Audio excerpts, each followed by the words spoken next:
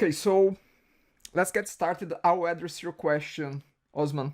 Okay, I will give my 2 cents. So, welcome everyone. Very good to have you all for our Friday class.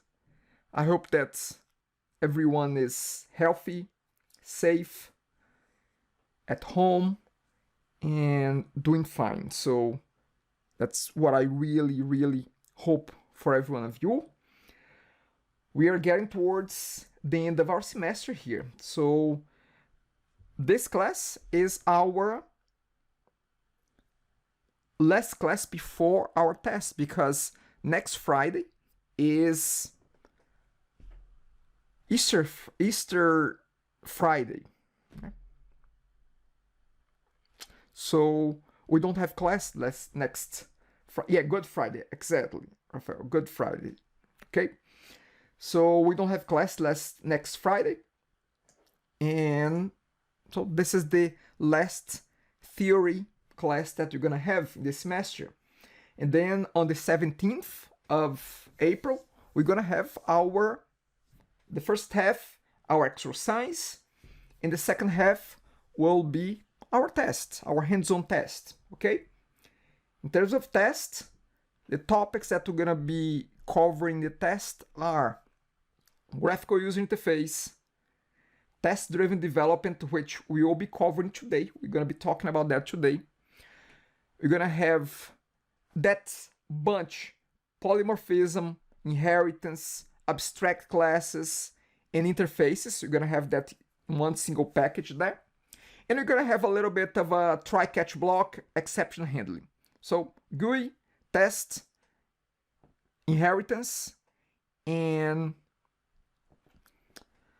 exception handling. Okay, so those are the 4 topics that we're gonna be talking about.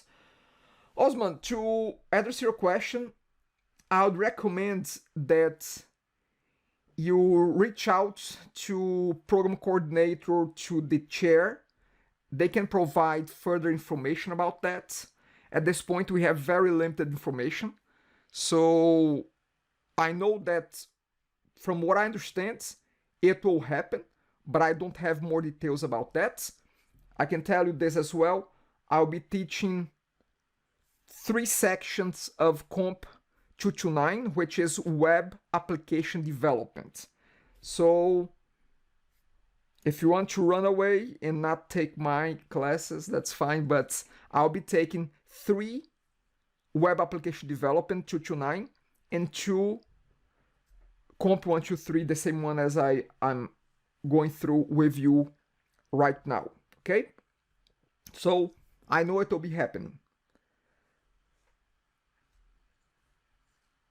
Yeah, summer, I know it will happen. I know that this summer semester will happen, okay? But I don't have details about how it's gonna start and how. I don't have that kind of detail, but it will happen. As far as I understand right now, my understanding today is that it will happen. Whether we will be in class or online, I'm not sure, but it will happen. comp229, yes, Rafael, I'll be teaching comp229. I'll be teaching 3 so far. What I understand is that I'll be teaching 3 comp229. Okay, I think it's section 1, 2, and 3 of comp229. Okay, so let's talk a little bit about how things will unfold from here. So today we're gonna have our quiz. The quiz would have been done next week, but because we don't have next week, so it will have to be done today. We're gonna be covering graphical user interface. So the exercise that I'll be demonstrating today will help on that as well. So the deadline for assignment 4 is next Friday. So on April 10th is the deadline. As I said, our test will be on the 17th. And I'm gonna leave it open because what I'll be doing for the other sections next week most likely will be just intensive exercises for the test. But remember, you're gonna have one exercise to get done with me in class on the 17th, okay? So I'll leave it open for anyone that wants to join any one of my sections next week to come in and practice whatever we do there. You can. You are more than welcome to join us. Okay? So, again, I'll leave it open for anyone. I can post my schedule for next week of which classes am I gonna have when. I think I sent that to one of you guys. I think I did that. And oh, in Slack, yes, Nash, yeah, thank you for that. So I think I did that, yes. I'm just gonna open here Slack, just confirm that. But I think that I post that to everyone there on Slack. Let me see here. Okay, so yes, perfect. Thank you for the reminder, Nash. So it's there. So my calendar is there. If anyone wants to come in any one of those days and times, by all means, you are more than welcome. Okay, so today, where are we going to start from? So today, I will start by asking. Last time, I left a bunch of exercises. Last time, I left 3 exercises. I want to quickly check if there are any questions about the first 2 exercises. So the first 2 were GUI related, graphical user interface related. They were under week 9. And we started exercise 11 in class. Whoever didn't finish could have finished that at home. And then we had exercise 12 as well, which was kind of a similar, but added a little bit of more complexity. So if anyone wants to ask me any questions about those 2 exercises, graphical user interface, you can ask me right now. Okay, so any questions on those 2 exercises, programming 11 and programming exercise 12, anyone with any questions? By the way, I have Padlet open as well. If you want to ask me verbally, if you want to ask me via Padlet, via chat here and GoToMeeting, however you want to do it, it's your choice. Okay, so anyone? Okay.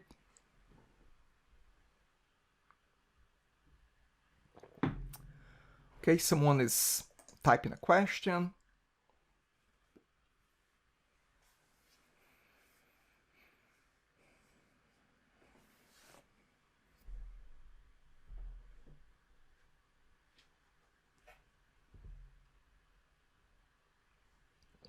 Okay, so what is the difference between if and else statements with or without curly braces? Anyone can help me out here.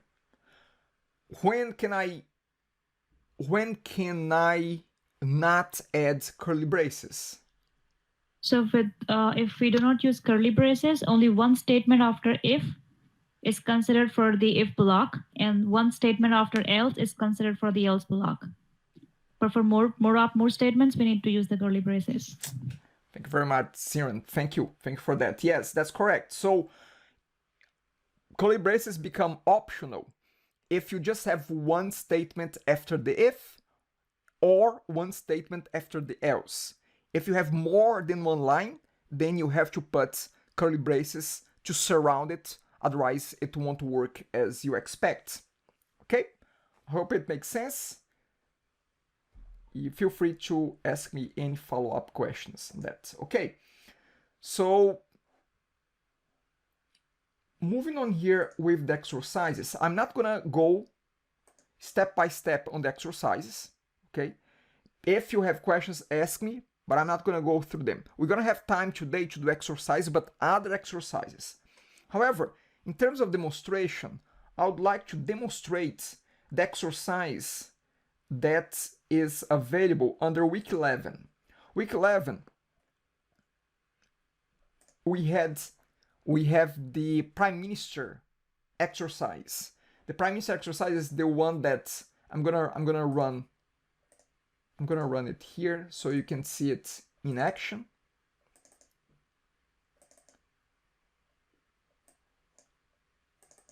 Let me compile here. I have it open here. Let me run it from Visual Studio. So this is the one.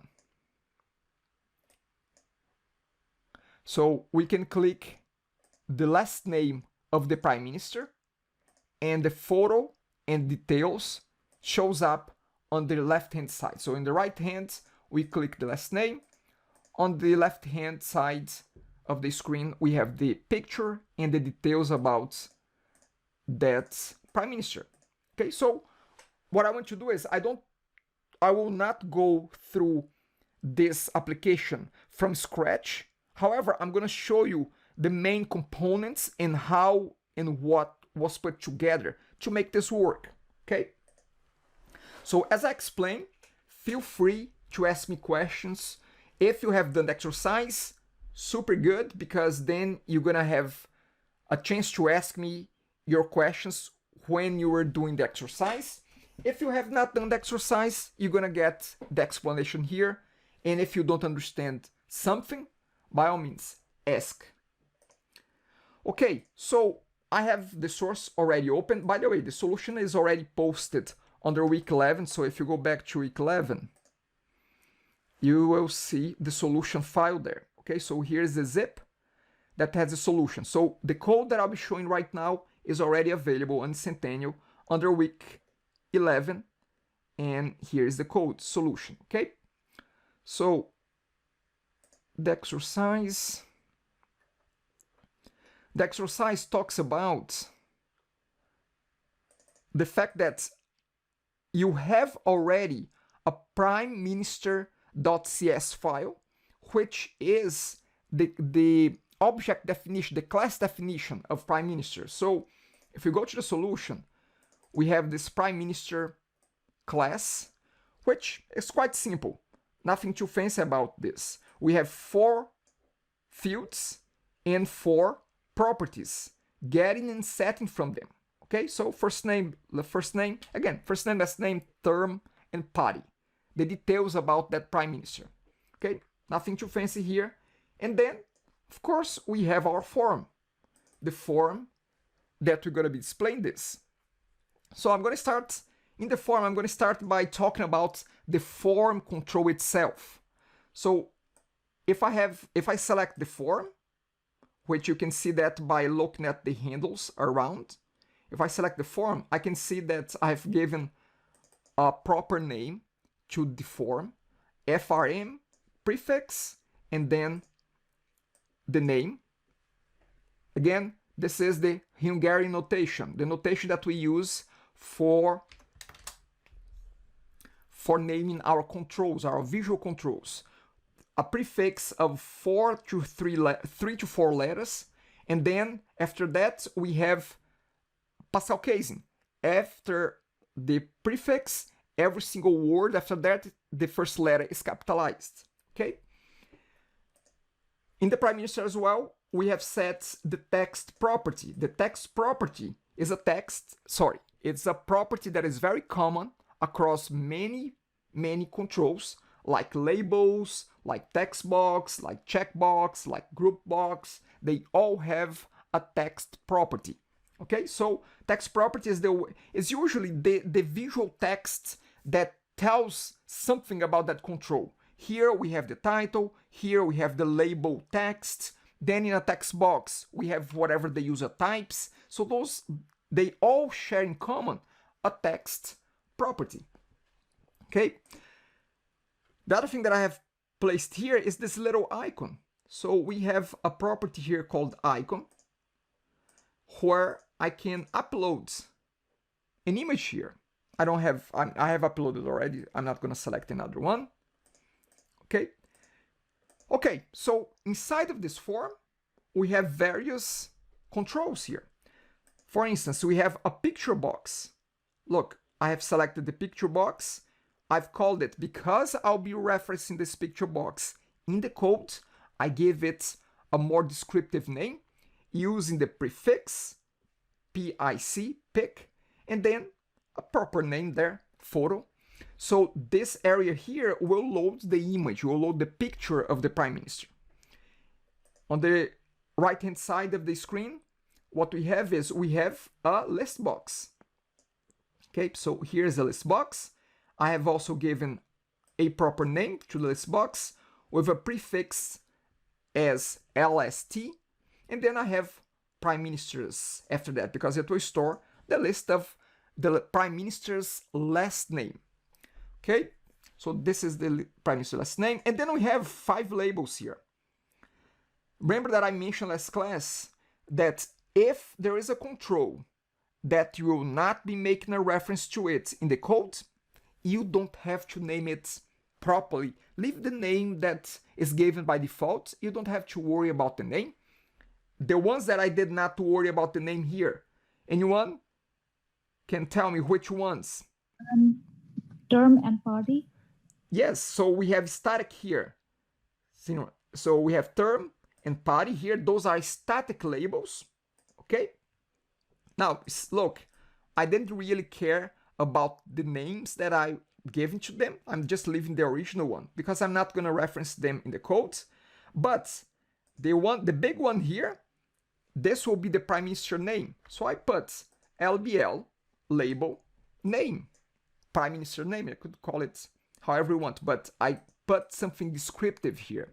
The same thing with the label that will hold the term, the period, the dates that Prime Minister was in the government. Okay, so here I have LBL term. Here I have LBL party. So we have a label that is fixed right next to a label that is variable, which will display the term, display the party, and here display the name.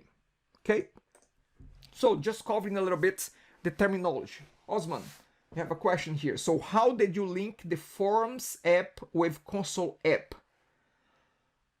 How did you link?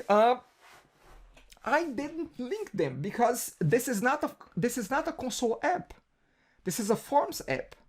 So you either create a Console project or a Windows project. I'm not linking them here. Okay, so I'm not sure why you thought that I would be linking them, but I'm not linking them. Okay, there is no link here. You either create a Console application or a Windows application.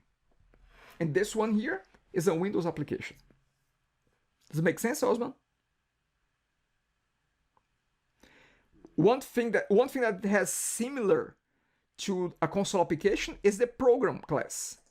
See, we have a program class in both of them. And the program class on a Windows application is just running the form. Look, it's calling a few other things here, but it's basically running the form, the Windows form. Okay? Awesome. Okay, let me know if you have any follow-ups here. Okay, so now let's think about this. Let's think about this. When I run the application for the first time, look what we have. So we have the information about the first Prime Minister. And we also have the list with the last names of all Prime Ministers there as well. So we have to think about this. Which event, when, or which event could we use to load? Let's forget for a second that we're loading the Prime Minister information here. Let's just think about the list of Prime Ministers here. So because I want to load the list of Prime Ministers the first time that I load my application, which event should I do this loading inside? On view load, on load view? On the Window load. On the load of which control? Window. Of the window, of the form. Okay, great. That's it. So we're gonna go to the load of the window itself. So I'm gonna select the form. By window, I'm talking about the form actually. So I'm gonna select the form, and then I'm gonna go to the events. Events, we have many many different events. One of them is the load event, which happens when the application loads for the first time. Okay, so it's already created the event, but I'm gonna double click there so we can see the event. And here we have some code. So let's go back quickly here to the exercise. The exercise says, this is the UI that we have to reproduce, okay? This is the name of the form, all the names here, that's fine. We have the Prime Minister class. Now, look, step number 4, it says, declare and create a private field called Prime Ministers, plural, okay? Create and declare. And here, it gives you the line already. So, where are we doing that? Well, we are doing that at the very top of the form Prime Minister class. Okay, here we have the form Prime Ministers. So at the very top, as we create private fields with, we are used to create private fields. We did that here in Prime Minister. Look, first name, last name, term. We are doing that here. So here, no difference. We are creating just a simple, regular, private object, okay? We're gonna call this private object because this is a little bit more complex than a string or an integer, but it's a private, you can call it private field as well. Now, the type of this private field is a list, which we saw last class. A list is a collection of items. They might be strings, integers, classes, of type classes. They can be objects of a class, like this one. This is a list of Prime Minister, okay? So I just use the plural here to mean that this will hold multiple Prime Ministers. Then I call the new keyword and I create the object here with the constructor. Now, this object here is what? Is a list of Prime Ministers. So I'm not only declaring, but I'm creating it right away. Okay? Perfect. Okay. Great. So just had a look here on the chat. So again, look, we are using the load of the form, okay, to do this, not necessarily the load of the control itself, but the form itself, okay? Okie dokie, so let's scroll down here to the form load. For now, this is commented out, but I'll explain what this is in a second. Now, here's what I want to do. I'm gonna add 5 prime ministers to my prime ministers list in the load of the form.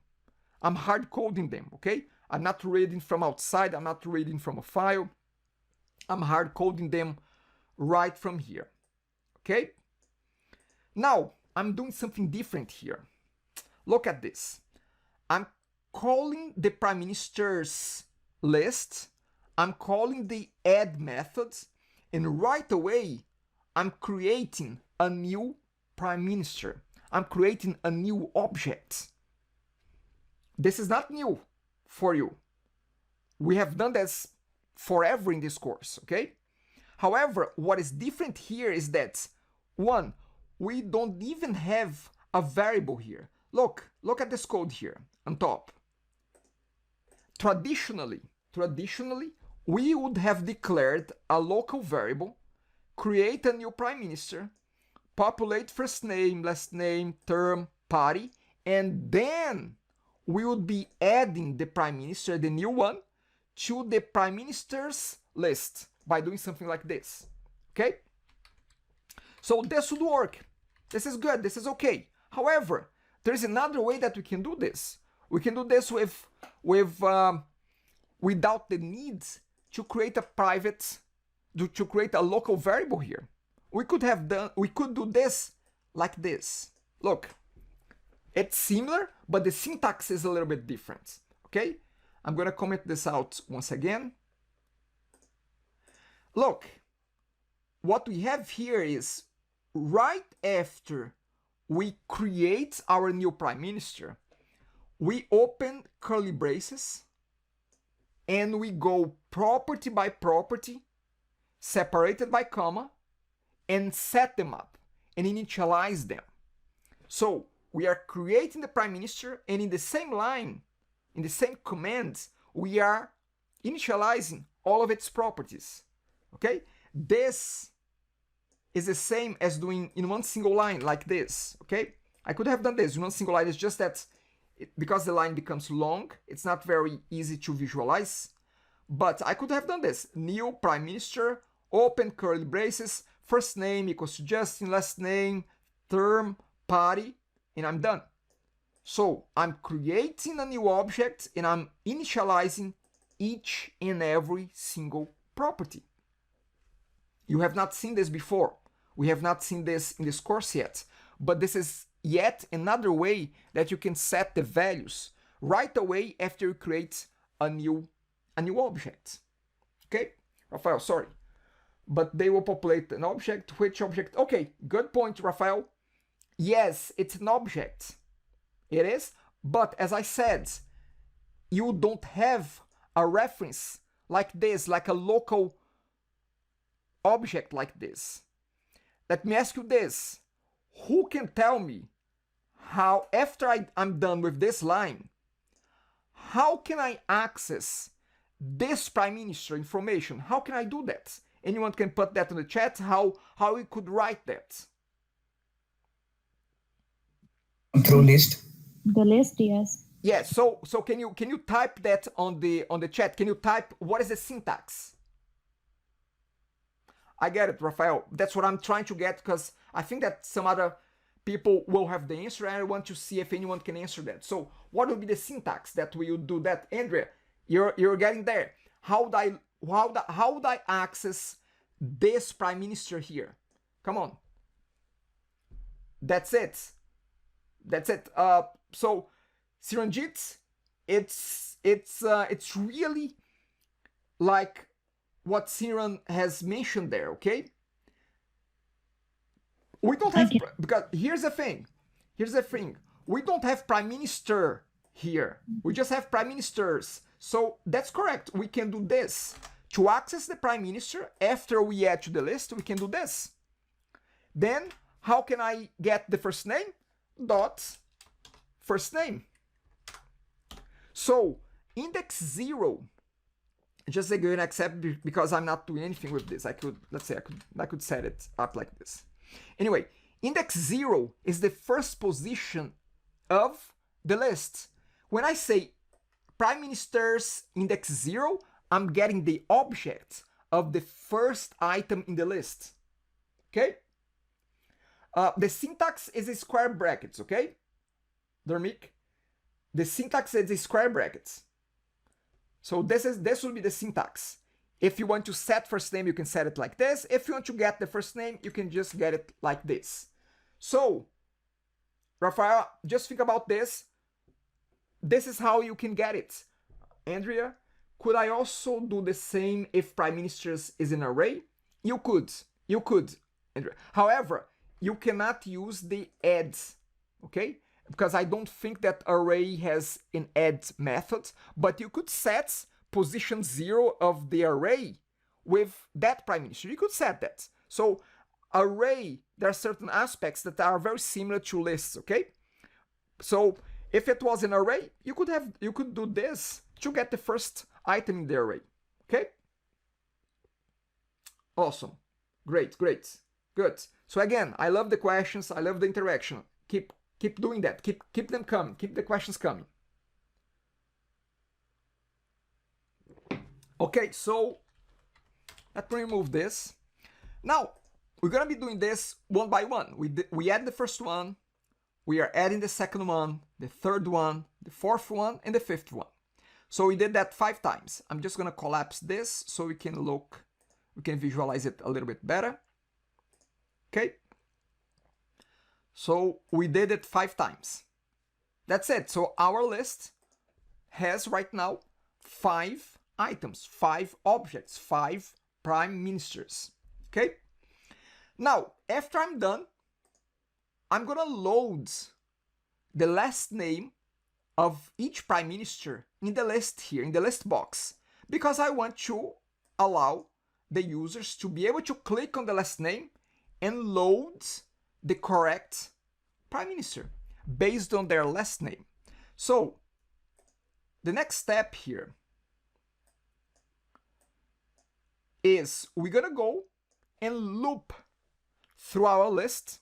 Note about voice in general. If by any chance any one of you cannot hear me, and it's just you, most likely the problem is not with me, it's with your environment. So you may want to disconnect from GoToMeeting and then come back again, okay? Just in case you stop listening and everyone else is still listening, okay?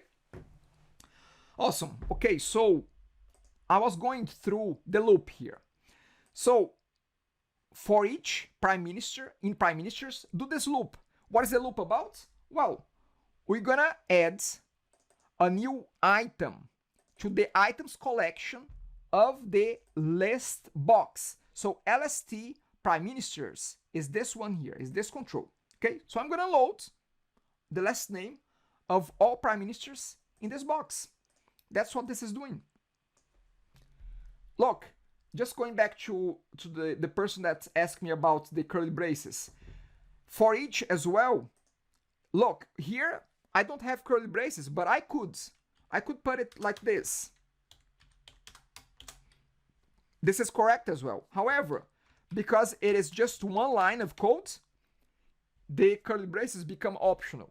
Okay? Okay. Peterson, Yes. I have a question. Simran here. Where do we have PM as an object in the code? I think I missed that. PM right here in the for each. Oh, yes. It says for each. Yeah. Yeah. So PM becomes the current prime minister in the loop. Okay? Yes. Thank you. And again, the context of PM is just inside the for each. Awesome. Okay, great. Now, let me ask you this, all of you. What is this that this line is doing? This one that I have selected. Selecting first prime minister name by Maybe default. the default. Maybe. Selecting the first item in the list box. And I'll show you why. Actually, let me ask you, why do you think I need to do that? So whenever we run the application, we have Trudeau there. We have the first one selected. So look, if I comment this out and if I run, look what will happen.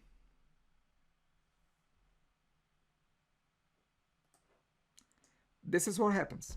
Yes, it run, but because there is nothing selected, I don't have any information here, which does make a good UI UX approach here. So that's why I select automatically the first one. That's why we have that line. Okay? Okay, great. So what else we have here? So let's have a look. Okay, so now we load the last names of the prime ministers, but now we have to think about what else. What's next? What's next after? Okay, I see a question here. Yeah, so selected by default. Yes, selected the first one by default. That's correct. So I'm gonna keep. Okay, I have a question here on Padlet. Yeah. Okay, 1 second. So on Padlet, how can we rewatch this in last week's lecture? Okay, can anyone help me out here? Where can I find that? YouTube. More specifically. It's available on the links, under links, under So content. you can go to content on Centennial. You can scroll down and go to videos. Videos, you can see them all here. I don't know if in links. Oh yeah, actually, yeah, we have here, but easier I would think is if you go to videos and then go to our section 4. Then you can just click the playlists, scroll all Or the just way. to subscribe and you will get the notification every time. Exactly. If you subscribe to the channel, you're gonna get a notification automatically every time that I post. Okay, but for instance, the one from last class is already here. If you scroll all the way down, look, part 2, part 1. Actually, it's out of order here, but you can see both of them. So they are all here, okay? I hope that this answers the question there on Padlet. Okay, so let's go back here. So I'm gonna ask you this. I'm gonna ask you this question.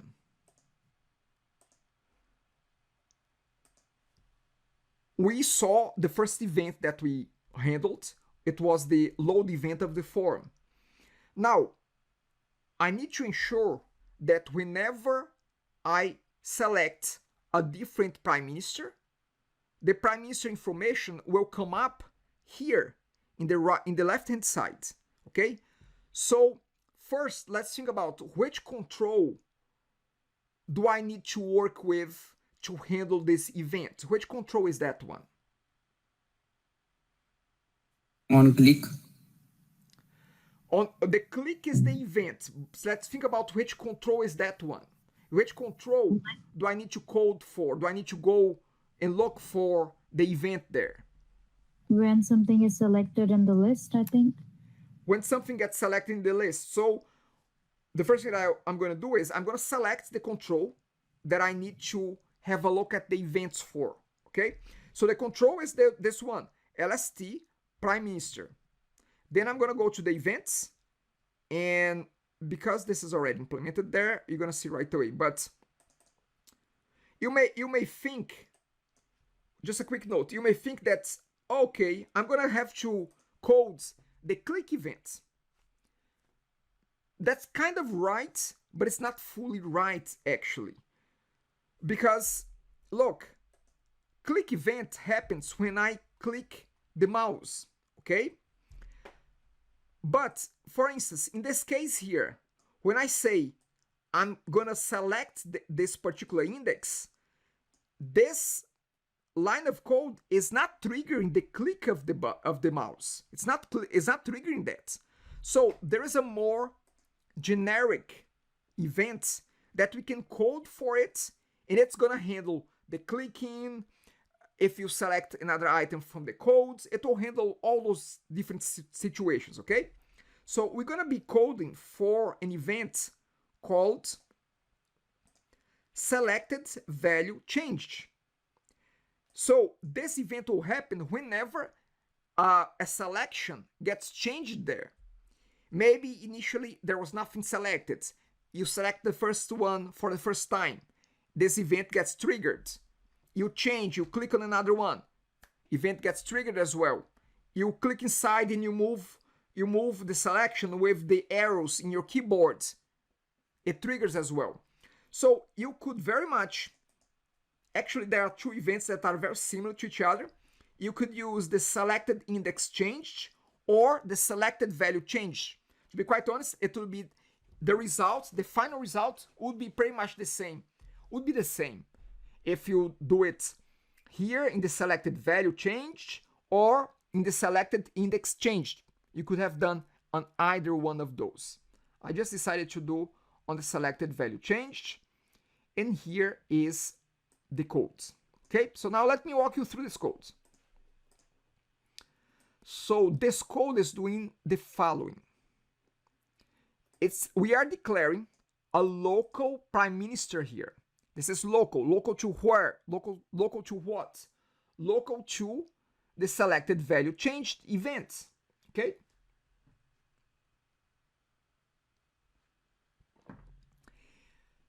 So the reason why we are declaring this prime minister here is because at some point we need to find the correct prime minister, and we need to store that prime minister object somewhere so that we can get the first name, the last name, the term, and the party.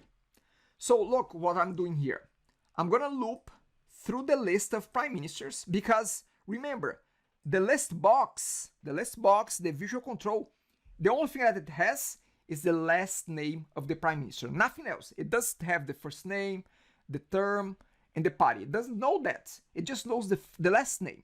So every time that I click on the last name of a prime minister, I need to go through the list, find the matching prime minister, so that I can get the rest of the information about that prime minister.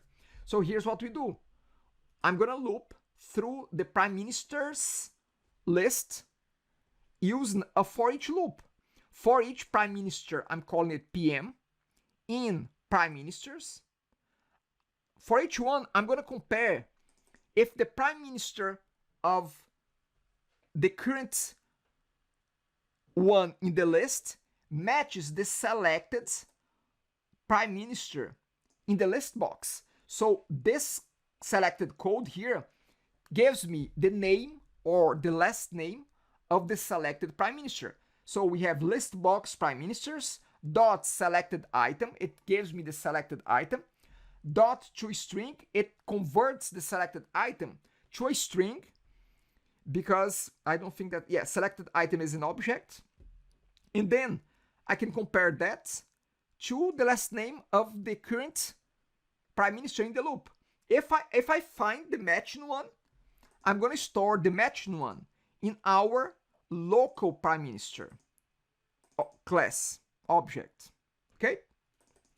And then with the correct prime minister selected, I'm going to load the image, set the name, set the term, set the party. The way I'm loading the image, I'm using this image location property of the picture box, and I'm setting it to the prime minister last name dot JPEG. Why that? Because look, the list of prime ministers, actually the prime minister file, the picture, it's the prime minister last name: Campbell, Chrétien, Harper, Martin, and Trudeau. So you see harper.jpg. So we just have to do last name of the prime minister dot JPEG. And by the way, image location, the value is not case sensitive, okay? Because the operating system is not case sensitive. A file in the file system that is called Martin all lowercase is the same as Martin all uppercase. You cannot have, I'll give an example. Okay, sorry, I missed a few questions here. So, Rafael, list will be populated, will populate that object, right? Let's unpack that. List will be populated the object. Okay, so what we are doing is we are going through the list. We get each prime minister, and when we get the correct prime minister, we store that prime minister object in our local prime minister. And yes, you can say that this PM here populates this one here. Actually, they become the same, okay, when we say equal to. I don't know if that answered, Rafael, but okay. Andrea, why I cannot just put prime minister? Let me see here. Okay, that's a good question, Andrea. I'm gonna just copy this and put it here so everybody can see. So the question that Andrea is asking is, why can I just do this? Andrea, here's why. Because selected is not a prime minister. Selected is just a simple string. Okay, look here. When we loop through in the load event, the initial one, when we loop through the list, we add to the items of the list box, we add the last name. We cannot add the prime minister because the control doesn't know how to display that. We need to be specific. We need to give strings. The control knows how to display strings. That's the only thing that it knows. It's not aware of an object called prime minister. It's not aware of that. So selected is not a prime minister. Selected is an object, is a string there. Okay, that's why. So we cannot say just like that because again, selected is not a prime minister. Selected is just the last name of the prime minister. Okay, awesome. Thank for the question as well. Again, I love questions. Okay, so I was just about to say that the operating system doesn't care about capital or lowercase. It's the same thing. Okay, so I just created a copy of martin.jpg. I'm gonna try to rename this to uppercase martin.jpg. If I hit enter, look, it tells me there's already a file with the same name in this location.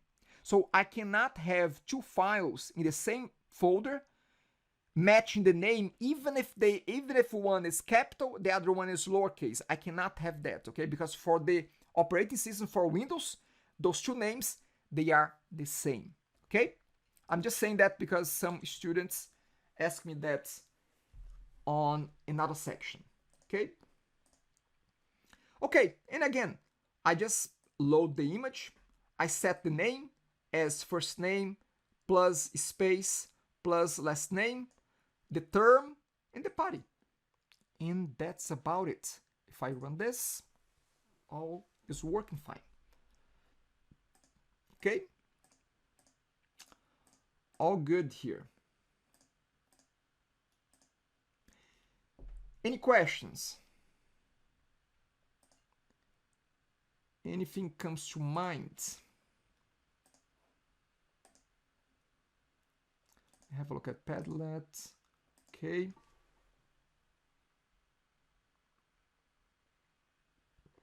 Okay, so okay, Michael, okay, sort of out, okay, but what time is the quiz? The quiz will be at 6, okay, Michael? So we're gonna do the quiz at 6 o'clock, not too late, but not too early. So in 40 minutes, we're gonna get it started. We're gonna have a quick break in 5 minutes. We're gonna have a quick 5 minutes break. We're gonna start the new topic, and then by 6 o'clock, I'll pause that. You have 20 minutes to do the quiz, and then we reconvene to carry on with the new topic, okay? Awesome. Okay, anybody else? Anything else? No? All good? Okay, so 5 minutes. Gonna get a small break here. 5 minutes, we'll come back, and I'll get started with test-driven development. Thank you, and I'll see you in 5.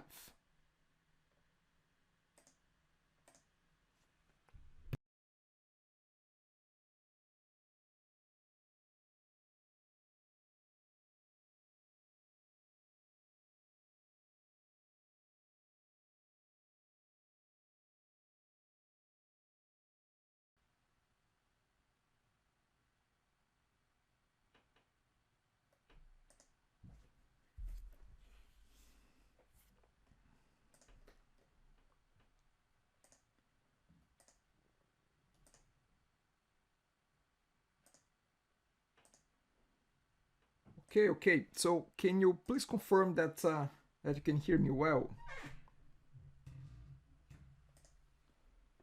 Awesome. Thank you. Okay, so the topic of today. Just open the presentation here.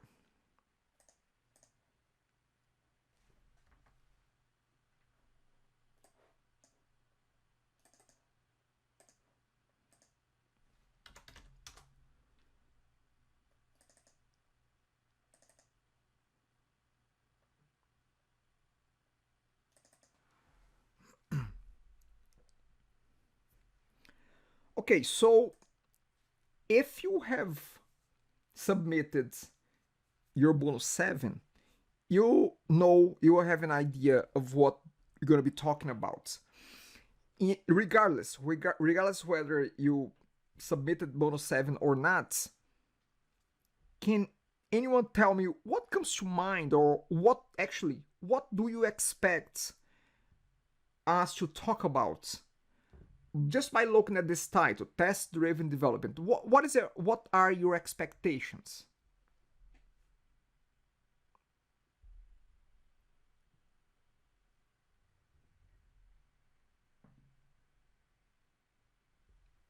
We test and we analyze things. I mean, if it is debugging, yeah. Test and try. We test and we analyze. Okay, debugging. It will help. It will definitely help with debugging. Okay, Rafael, Sinon, thank you. Yeah, so it's around that. I tend to think that it's help you more than that. Siron, yes, testing scenarios. That's correct.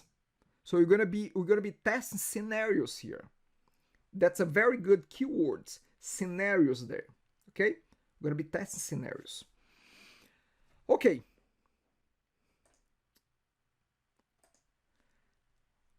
In terms of objectives here today, I'll be walking you through the requirements of how you put together a test project. Okay, I'll be performing a walkthrough. Actually, we're gonna have very little PowerPoints, and I'll be quickly jumping to code where I'll be demonstrating how you put together a new test project. Okay, we're gonna be creating one unit test project. We're gonna be creating a test class in that test project. And in that test class, we're going to be creating not only our first method, our first test method, but we're going to be creating 3 test methods. We're going to be running the tests, and we're going to be addressing any problems that our codes may have come across. Okay? And we're going to be doing that to be able to improve the precision, the accuracy, the reliability of our code. Okay? So, why, and by the way, this is called unit testing.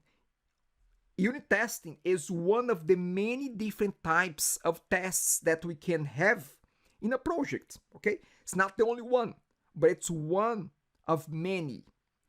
We're going to be focused on unit coding specifically here. So, unit coding is important because you can catch potential problems, potential defects early on when you are creating your code. Unit tests, I like to think of unit testing as it's like you create a little robot that's in the mission of this little robot is to test your own code. Okay? You're gonna see how this works in practice here. Okay, now I have this video here. This is a 2.5 minutes video. I will play on my side, but you won't be able to listen on my computer because it's coming off of my computer. So I'm gonna provide the link on the chat and on Padlet as well, and you can click and you can watch it on your own. So it's a 2.5 minutes. I'm gonna give you 2.5-3 minutes here so you can watch that. And I will be playing here, but you will not be able to listen, so you have to play on your own. Here is on the chat, and I'm adding that to Padlet as well. So I'm gonna go say video, and here is the video. Again, 2.5 minutes, and once it's done, we will carry on here. I will play on my side as well.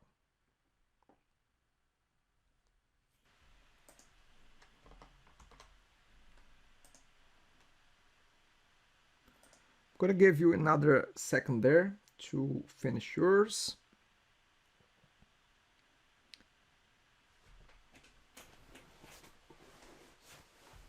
Okay, so assuming that everybody had a chance to watch, so the framework, the test framework that we will be talking about during this course, during this class, is MS Test, okay? So it's a default test framework that comes with Visual Studio and is available with C# as well in Visual Studio. So what I'm going to do is I'm going to start to walk you through how we can apply and how can we create a test project attached to a regular project, to a Windows project. Okay, so we're gonna be doing this in the context of a Windows application. Okay, so I'm going to create a new Windows project here. The first project that we create is a Windows. The second one will be the test project. So this time around, remember, in Visual Studio, we have one solution, many potential projects, okay? So far, in all our situations, in all our scenarios, we only saw one solution, one project. Today, one solution, two projects underneath that, okay? So here I'm gonna demonstrate a new Windows project. So File, New, Project. Then I'm gonna select Windows Forms App.NET Framework. We know that already. This is not the time to select a test project yet, okay? The first time here is the time to select a regular Windows app form. In terms of naming, let's call this calculator. Yeah, we're gonna do yet another calculator here. Gonna be tired of creating calculators, but look at this. The goal of today is to focus not on how easy or complicated our Windows app is, but how to create a test project for that calculator, okay? So the calculator itself will be very simple, very, very simple. So calculator, that's the name of our project. I'm gonna keep the solution with the same name. However, this is important, very important. Keep this checkbox that says place solution and project in the same directory. Keep this unchecked, because by keeping this unchecked, what we will find is that we're gonna have a parent directory for the solution. Inside this directory, you're gonna have one directory for the calculator Windows app, another directory for the test project that we're gonna be creating, okay? So by unchecking this, we're gonna be able to, one single folder, the solution, two folders underneath that. That's why I'm unchecking this box. I will show you more about that a little bit later once we create the project here, but let's keep moving forward. I'm gonna click create. Okay, so Rafael, if you are using Visual Studio 2017, it's a little bit different. Actually, let me open it here. I'm gonna open Visual Studio 2017. Actually, it's kind of the opposite as you're saying, you know. So go to New, Project, and here I'm gonna select Windows Forms app. But look, it says here create directory for solution. So actually, for this, if you are using 2017, you should actually keep this one checked. Okay, keep this box checked here. Does it answer your question, Rafael?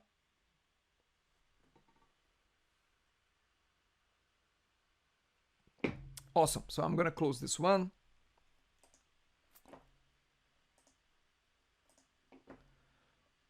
Okay, so we have a form and we're gonna create our calculator here. So I'm not gonna focus too much on the Windows part of things, but I'm gonna name it properly. I'm gonna name the form. I'm gonna say FRM calculator. That's the name. I'm gonna change the title here. I'm gonna call this simple calculator. I'm gonna go to the text property, simple calculator. Then I'm gonna add a few elements, a few controls, a few widgets to this form. I'm gonna use something that I have already created so we can save a little bit of time. So I'm gonna copy and paste here. the most important ones here, look, I'm keeping some without proper names, like numerator doesn't change it. I call it label 1, label 2, and this underscore, this bar, I'm calling it label 3. But then I have the text boxes, which I'm putting proper names. I'm calling the one at the top as txt numerator, the one at the bottom txt denominator, then we have the btn divides, and then we have the txt results. So it's gonna get the top value divided by the bottom value. I click divide button and it shows the results in the other box. Okay, so just the visual elements for now, but here is the thing. We're gonna create another class in this project, and this class will help us with the division. I get it. This is very simple, very easy here. I can just divide these two very easily. But our goal is to see how the MS test framework works. So we're going to make this quite simple. For that, I'm going to create a new class that will be perform the division. So the class will be called simple calculator.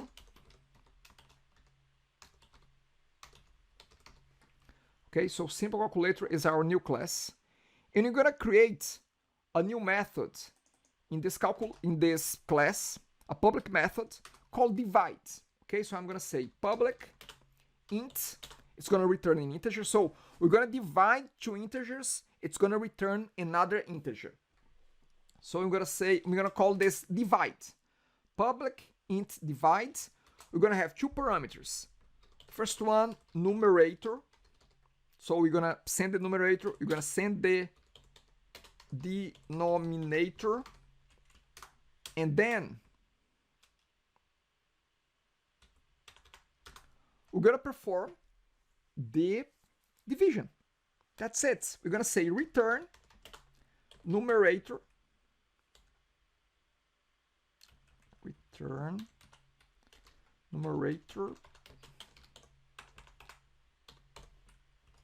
divided by denominator. And that's it. That's our simple method here. Okay? Very simple, very easy, I know. But that's the goal, to make this simple so that we can focus on the test inside. Now, let's make this even simpler. Instead of having a method that we're gonna need an object to call the methods, let's make this method static. Let's say that this is static. Now, I'm just making it static so I don't have to declare an object to create the object to be able to use divide. I just call simple calculator dot divide. I gave two numbers. It's gonna give me the division, the integer division back to me. I'm gonna just make this a very simple process here. Okay, and then we're gonna go to our form. I want the division to happen when I click the divide button. So if I go to the divide, if I go to the events, I'm gonna go to the click event of divide, and I'm gonna code my division here. So first thing I have to do, I have to gather the values, the integer values of the numerator and the denominator. So I'm gonna declare two local variables. I'm gonna say int numerator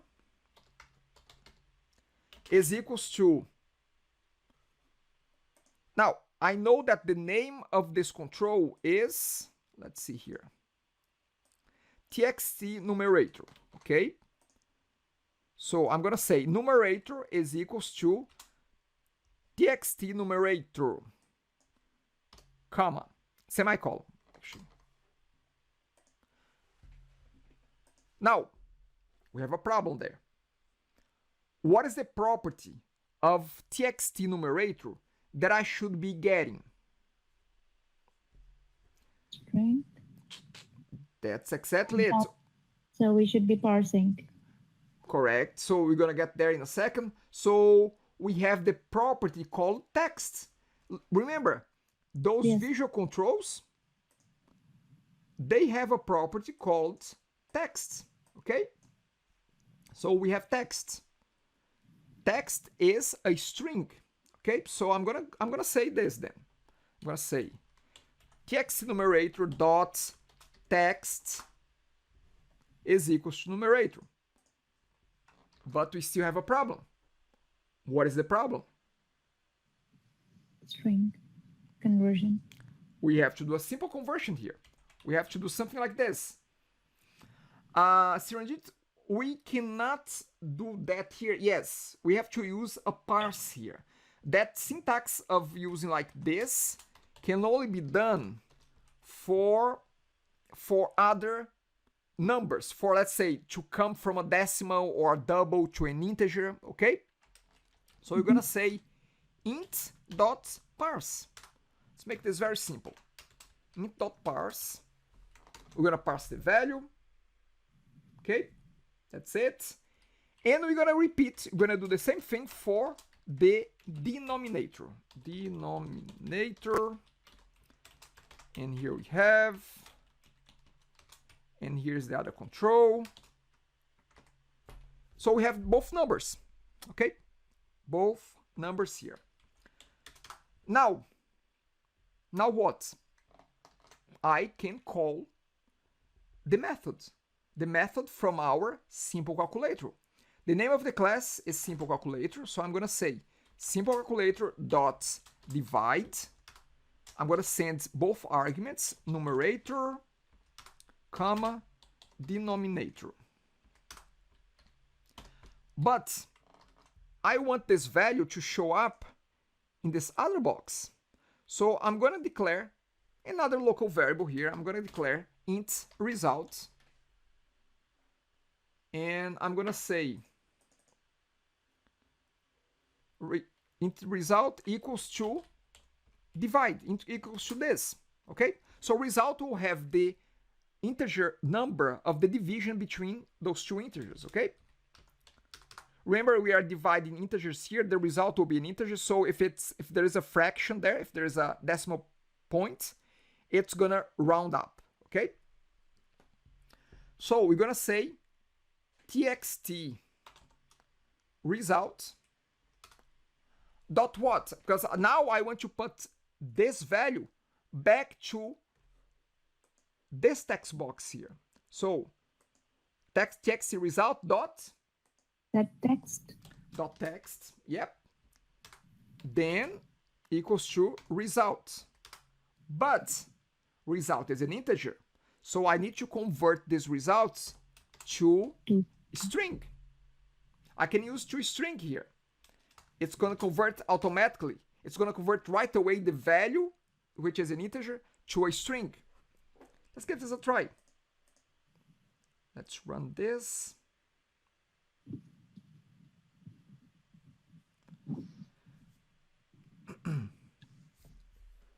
Then look, I put some values there by default.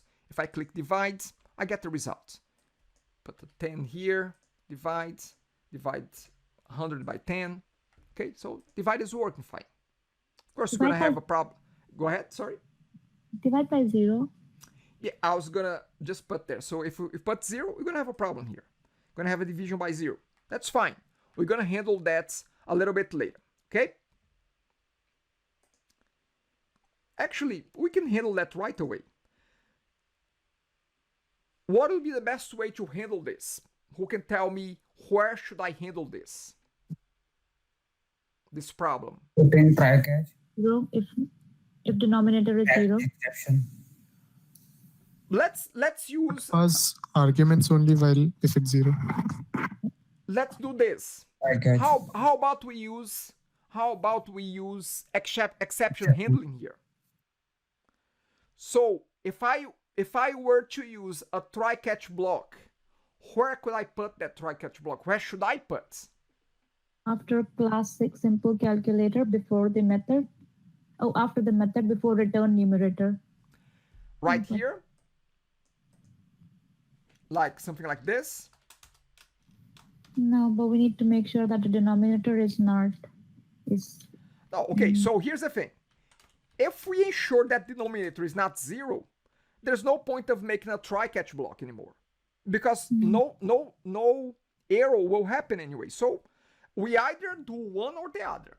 We either do try and catch the problem, or we do an if statement here. I'm recommending for now, just because I would like you to practice that. Let's use a try-catch block. Then my question stands: where should I place my try-catch block?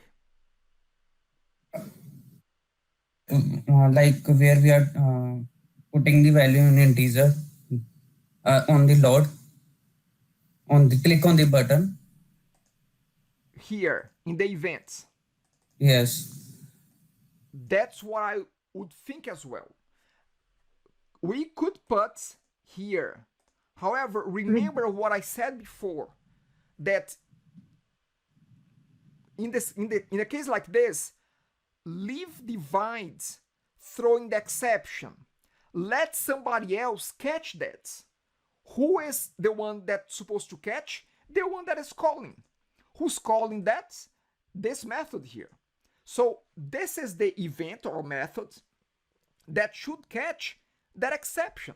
So here we should put our try catch block right here. We could say something like this: try this, else, sorry, not else, try this, catch, and here the exception. Let's catch a generic exception here. Let's say catch exception, or let's say catch division by 0 exception. Let's call this error. And then we're gonna say message box dot show denominator cannot be 0. So we let divide through the exception, and we get it here. Invalid input exception. Okay, let me read this back. So inside the divide method, so Andrea, I think that we are better off putting it here. Catch where I call the method. Yes, catch where I call the method. Yes, Rafael, beginning of the method. Yeah. Siranjit, invalid input exception. We are not checking yet if the user tries to put an invalid inputs. Okay. So for now, again, I don't want to focus too much right now on exception handling, because we need to move forward to our test. Okay. But you're right. We could do here as well. We could do a catch, another catch that would say invalid. Not invalid. Sorry, it's I think it's format exception, and the format exception would happen if you type letters where it would be expecting just numbers here. Okay. So you could do that. You could do format exception, error, and then you could do another catch here. For now, let's just focus on this. So by doing this, we would no longer have a problem with denominator being 0. Okay? We could have 0 here, it will catch, and it will show denominator cannot be 0. And then there's no result. So we are catching the exception. Okay? Okay, so what else now? What else? Very simple methods, very simple call. Now it's time for us to start to create our test solution. Before we create, not test solution, our test project. Before we create the test project, I want to show you the folder, the solution folder that has this project here. So let's click on the solution. Let's right click. Let's go to open folder in File Explorer. So in File Explorer, look, we have calculator. This first folder is the solution folder. As I said, as we created a solution folder, inside the solution folder, we created another folder, which is the project folder. So look, the solution folder has the name and the file for the solution. Here we have the project folder. They just happen to have the same name, but it could have been different. Here we have the solution folder. Here we have the project folder. When we try now to create our test project, we're gonna see a new folder here with the name of our test project. Okay? So now we're gonna have one solution folder, two project folders underneath that. Okay? Anyone got confused with that? Any questions?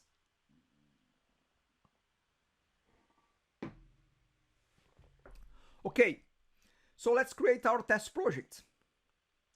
How we gonna do that? Okay, so the way we do it is by going to the solution folder. We can right click there. Again, our goal is to create a new project here. So we right click the solution, we go to add new project.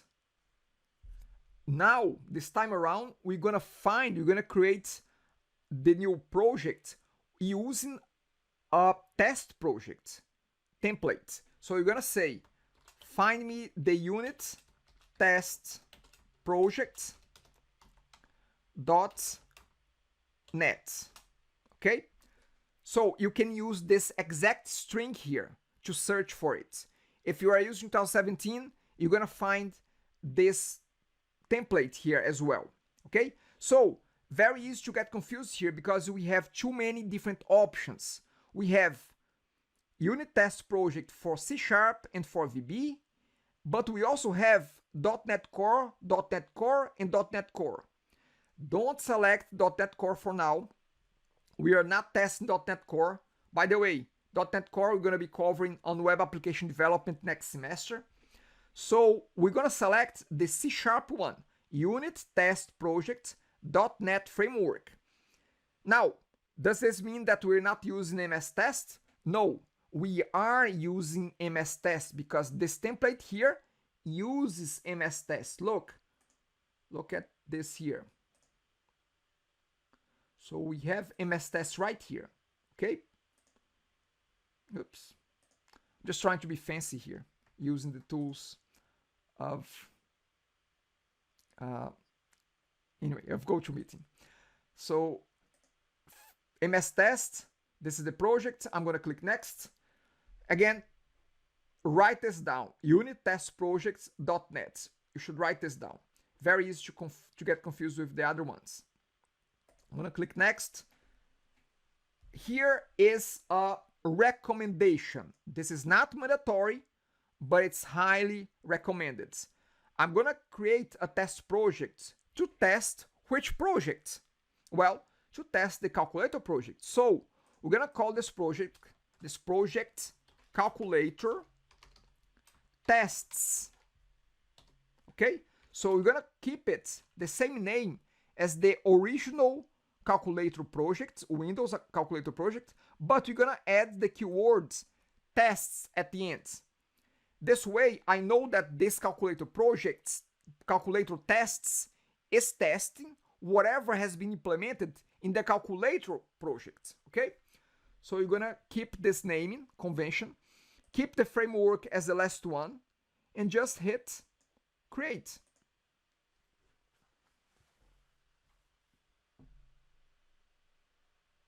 Okay, we have here our new project. Now, as you can see, we have one solution, two projects, calculator and calculator tests. If we go back to the File Explorer, look, now we have two folders. Actually, we have three folders. We have the original project, the new project, calculator tests, and a folder called packages, which has the external packages necessary to run the tests. Look, we have MS Test, Test Adapter, MS Test, Test Framework. Okay? So this is how we create the test project. Now, let's do this. Let's pause this for now. We have 2 minutes there to go to our quiz. load the quiz area on Centennial. So you can go to assessments, quizzes. So you added in the calculated solution. Yes, Kinect. Yes, I add there. Let's reconnect to your question once you get back from the quiz, okay? So again, let's perform the quiz right now. We have 20 minutes, and after 20 minutes we come back and we carry on, okay? So please go to the quizzes area, assessments, quizzes. You should be able to see quiz 05. Actually, you should not be able to see it yet because I did not activate it yet. Give me 1 second. I'll do it right now. So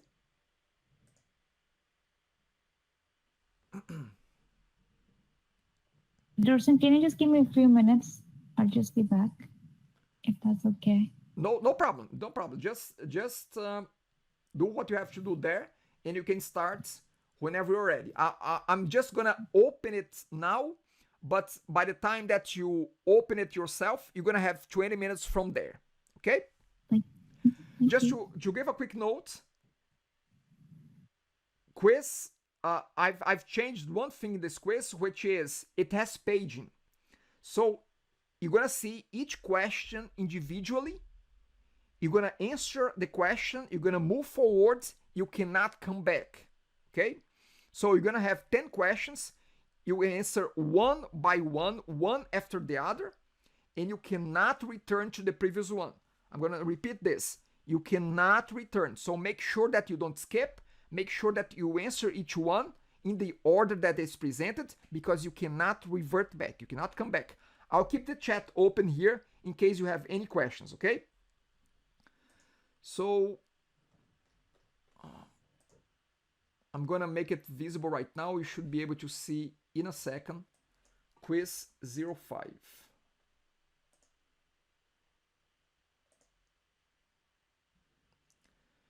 Can you please give it a try and let me know in the chat that you can start the quiz?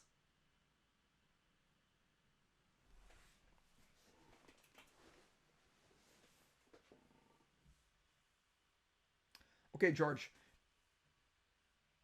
And I guess, were you able to start it as well?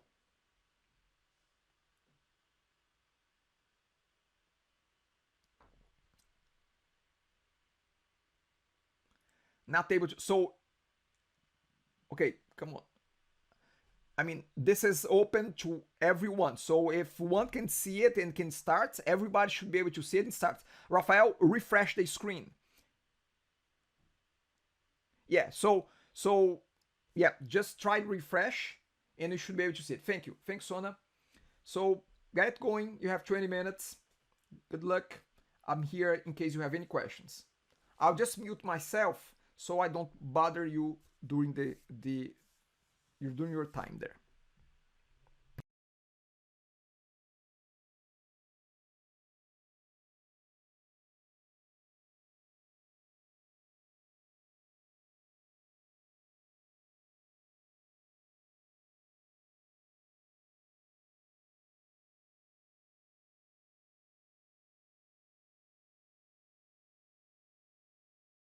Professor, we have 2 attempts.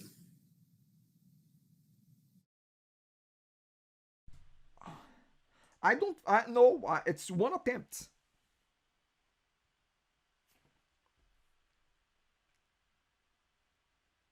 I'm sorry, teacher. I update 3 times my page, but I cannot open my quiz. You cannot open the quiz. Okay. Yeah. Okay. Andrea, leave Centennial and come back again, because everybody, the entire class, has the same settings. Okay. Everybody has maybe something that refresh.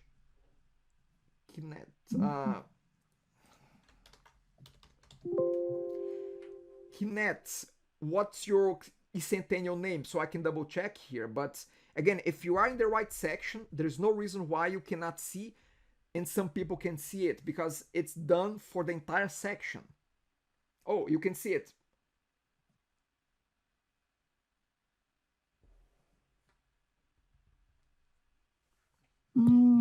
Teacher, I'm sorry. Now I left. I log out. I log in again, but it is here, but it is not available to open. Yeah, it's there. Just quiz 5 with the 2 attempts, but it's nothing there. Yeah, for me too. It happened for me too. Quiz. Okay, so give me 1 second here, because there might be, give me 1 second. There might be something there that might be mixing things up here for us. It should be the 05 one. I think that there is a, sorry, there is one there that is mixing things up there. I'm gonna hide the other one. Sorry about that. I should have hidden that one. And Andrea, yeah, you should be able to see only one quiz 5. Look for quiz 05. Refresh the page. Refresh the page. Go to quiz 05. I have hidden what was there as quiz 5. My mistake. So forget about quiz 5. It's quiz 05. Okay, now I can see just one quiz 05. However, it appears, but I cannot access to the quiz 05. No. You cannot.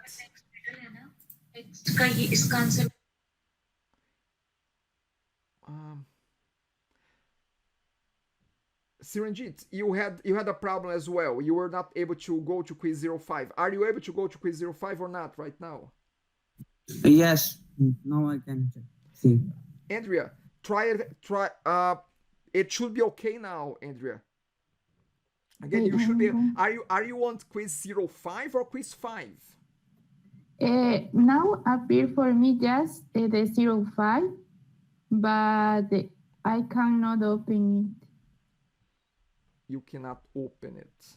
No, I am going to post in the Padlet what it's the image that it is appearing. Okay. Okay.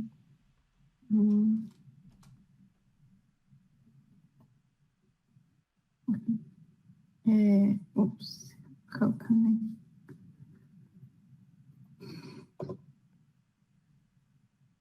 For the ones that are taking the test, you may want to mute your mic, to mute your audio, so that you don't get disturbed by the conversation, okay? So mute yourself and focus on the quiz. Because I'm gonna work through this with Andrea here. Okay. Andrea, if you want to use Slack is slightly easier to do this kind of thing. Okay.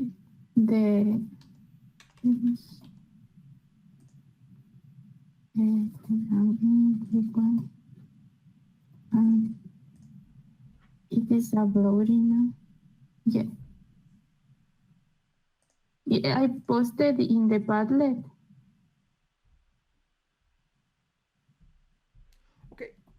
Okay, so did you click on the quiz on the link for quiz 5?